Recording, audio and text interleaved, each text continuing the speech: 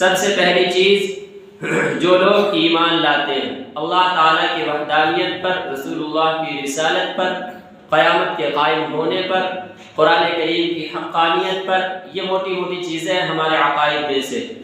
اگر ایمان نہیں ہے تو دیگر سارے نیک اعمال بیکار ہیں، کوئی کچھ کام نہیں آنے والے۔ تو سب سے پہلے ضروری ہے کہ ایمان لائے۔ ایمان لانے کے بعد اب اللہ تعالیٰ سے لو لگائے، اللہ تعالیٰ سے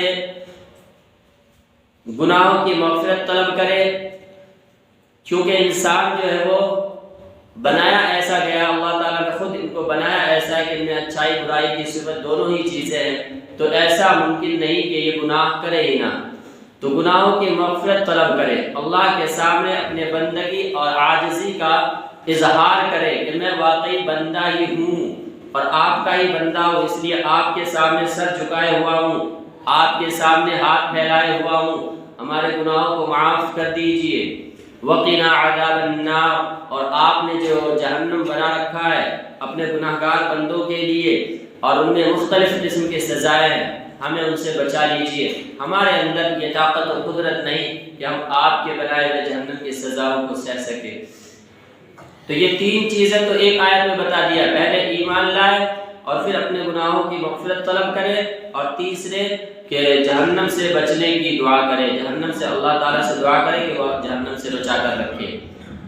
اس کے بعد الصابرین والصادقین والقانتین والمنفقین والمستغفرین بالاسحار، 5 چیزوں کو ترتیب وار اللہ تعالیٰ نے بیان کیا ہے کہ سب سے پہلے صبر کرنے والا ہو۔ یہ صبر کے معنی ہے روکنا، اور صبر ہم جسے سمجھتے ہیں وہ ہے مصیبتوں کے وقت میں، جب ہمیں کوئی دقت کوئی پریشانی ہوتی ہے، کسی کی طرف سے کوئی تکلیف پہنچتی ہے تو ہم اپنے آپ کو روک کر رکھتے ہیں، تو اسے کہتے ہیں صبر۔ عربی معنی کے اعتبار سے صبر جو ہے اس سے تھوڑا زیادہ وسیع ہے۔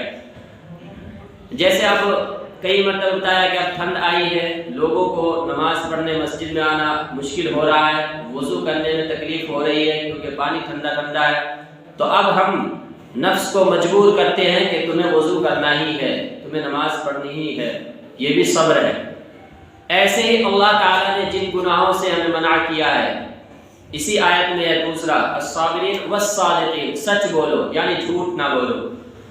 تو جھوٹ بولنے کا من کر رہا ہے، اس پر بھی نفس کو روکیں کہ نہیں، جھوٹ نہیں بولنا ہے۔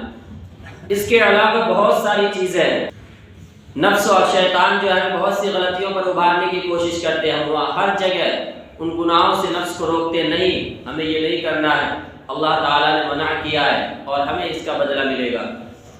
بہت چھوٹی سی صورت ہے، کئی مرتبہ اس پر بھی بات ہوئی، والعصر ان الانسان لفی خسر الا الذین آمنوا وعملوا الصالحات وتواصوا بالحق وتواصوا بالصبر۔ اس میں ایمان کی 4 چیزیں بتائی گئی کہ والعصر قسم ہے زمانے کی، ان الانسان لفی خسر، تمام کے تمام انسان گھاٹے اور نقصان کے اندر ہے، الا الذین آمنوا، سوائے ان لوگوں کے جو ایمان لائے، وعملوا الصالحات، اور جو نیک اعمال کرتے رہے، وتواصوا بالحق، اور حق کی تلقین کرتے رہے، حق پر جمے رہے، وتواصوا بالصبر، صبر کی تلقین کرتے رہے، اس پر جمے رہے۔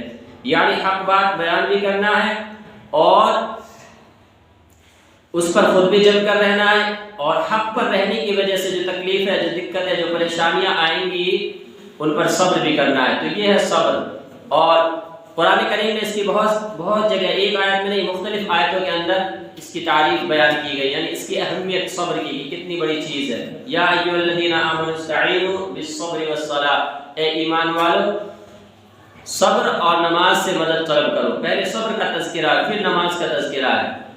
صبر جو ہے اکثر جگہ انسان کو کامیاب کرتا ہے، وہ الصبر ضیاء، حدیث کے اندر کہ صبر روشنی ہے، اور یہ روشنی جب بھی سمجھ میں آئے گا جب ہمیں اسے عادت بنانی پڑے گی۔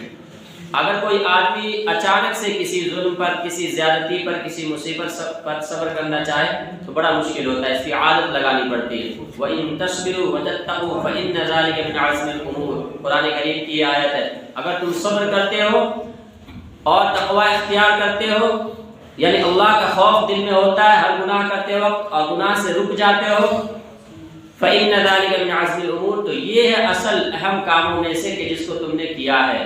یا ایھا الذین آمنوا اصبروا وصابروا ورابطوا واتقوا اللہ لعلکم تفلحون۔